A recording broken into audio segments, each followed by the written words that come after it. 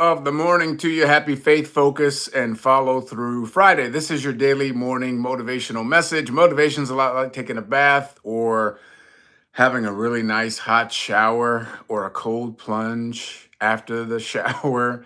Um, your personal hygiene. We have to do these things every day in order to maintain a standard, a level of engagement and appreciation for this life that we're living. It doesn't mean that you're always going to be up, but the reason we do this each and every day, and I encourage you to go back and have some playbacks of any of the messages during the week, is so that we remind ourselves that it's about the ritual and the routine that we're cultivating of really sharpening our minds, creating a steel trap of positivity, focusing on opportunities over obstacles, figuring out a way, because we have a habit of indulging in self flagellation, talking down to ourselves, beating ourselves up, allowing a temporary situation to create a permanent state in how we move in the world. And ladies and gentlemen, listen, we ain't got time for all that.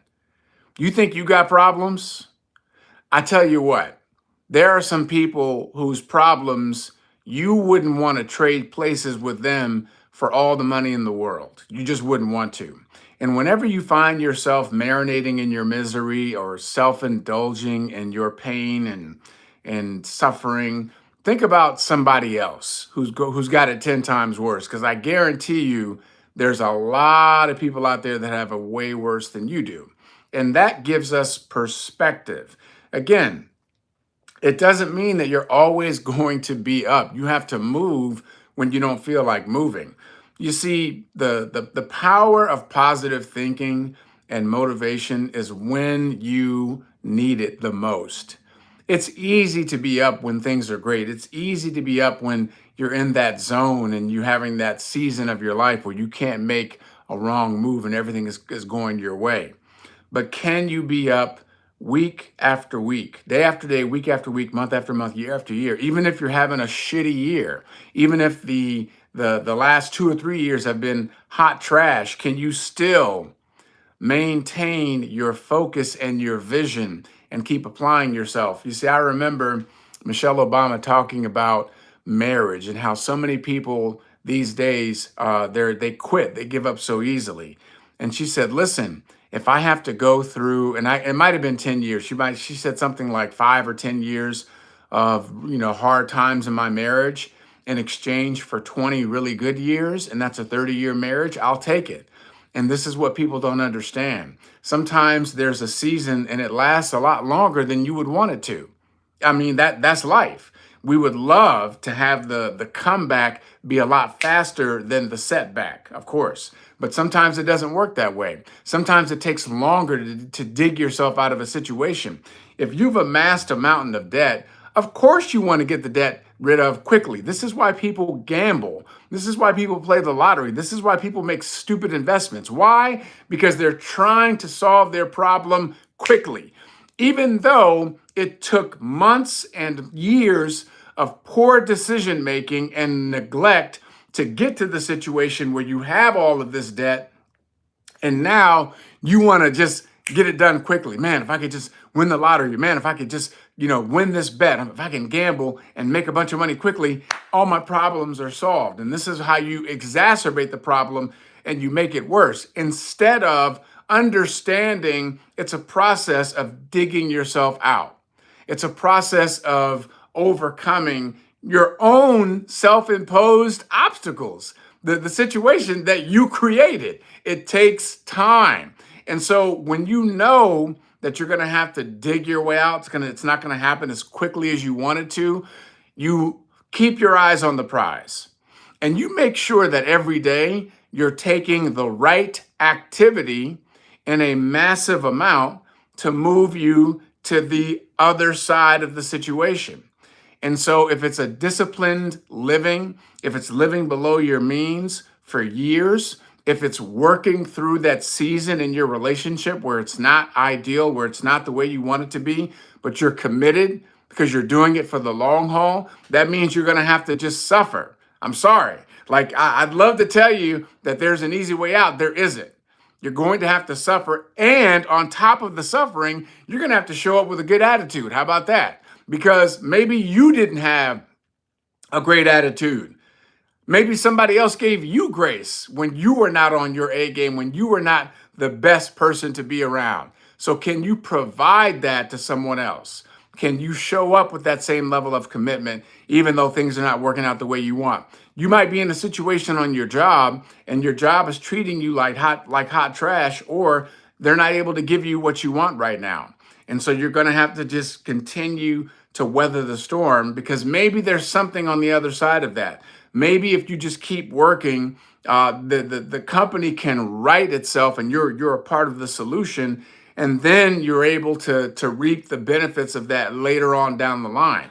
Now, everybody's situation is going to be different. Sometimes you got to pivot. Sometimes you have to move on from that job to something that's better. But you have to understand there are certain things in your life that you're going to have to work through, that you're going to have to grow through. And if I know that I have a situation that's not the way that I want it, but I have capacity, I'm incredibly blessed with a God-given mind that is highly functioning, exceptional health that is highly functioning, tremendous energy that is limitless, and I have all of the capacity to go out here and make things happen. I don't have the right to marinate in my misery. I can acknowledge the pain and the discomfort of what I'm going through. I can acknowledge that things are not the way that I want them to be, but it's my responsibility to get to work. It's my responsibility, my opportunity to outproduce my problems. And if I need some perspective, I need to look around and say, hey, there are families right now that have been completely wiped out because there's a genocide being perpetrated on that entire people. And so you got people that all of their children have been killed, and they're the lone survivor. Their spouse has been killed too. You have children where all of their siblings and their parents have been killed, and now they have to grow up on their own. You have people that can't find anything to eat. They don't have adequate shelter. They're sleeping and it's outside and it's cold and it's constantly uncomfortable, and there's no end in sight to the suffering that they're enduring, and they have to make the best of that situation. So who the hell am I to sit up here and feel sorry for myself? Sometimes you got to cry your way through. I'm not saying that you shouldn't cry if you're going through a painful situation. I'm saying that you got to keep moving, because there are some other people on this planet whose situations you would never want to trade places with. That's perspective.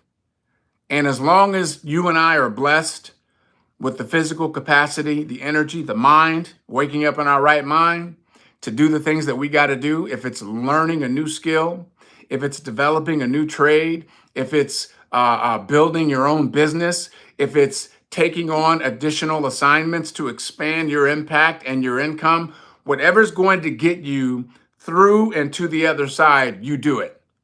Get to work. Get to work. Like, sure, take 2 minutes, maybe 3, and cry and feel sorry for yourself, and then get out of the pity party and get back to work. Give yourself 2 to 3 minutes. I'll give you that. Okay. Not more, but 2 to 3 minutes, go ahead, but then get back to work. Why? Because you have the capacity. There's something to be gained in the pain that you have to endure. There's something to learn from this season that's way longer than you would have expected it. And this is what happens, ladies and gentlemen. People take their eyes off the prize because it's not happening in the time that they want it to happen. They lose faith. They lose hope. Joseph, he did not lose faith. He did not lose hope, even though his brothers betrayed him and he was in jail. And I don't know the whole story. I just remember the gist of it. But he was suffering for a long time, but he didn't lose sight of his vision. Job, suffering, didn't lose sight, didn't lose faith. Suffering, he was suffering big time, but he didn't lose faith, didn't lose hope. But we got to keep working. We got to keep working. You cannot allow your circumstances to become your conclusion, because they're not. They're not. What's your vision? What's the future that you're building toward? What are you committed to? And you have to have an attitude of, I'm going to figure it out. Everything is figure outable. Everything is. And if somebody else is thriving in difficult times, I can thrive too. If somebody else has overcome even greater obstacles than what I'm facing, I can too. Me too. If somebody else has turned their life around, I can too. If somebody else has climbed out of a mountain of debt, I can too. If somebody else has overcome difficulties in their relationship, I can too. Keep your eyes on the prize. You think you got problems? Somebody else has got greater ones. I believe in you. I need you to believe in yourself. Stay the course. If you got some value, please like and subscribe and go ahead and pass this message on because it is a blessing to be a blessing.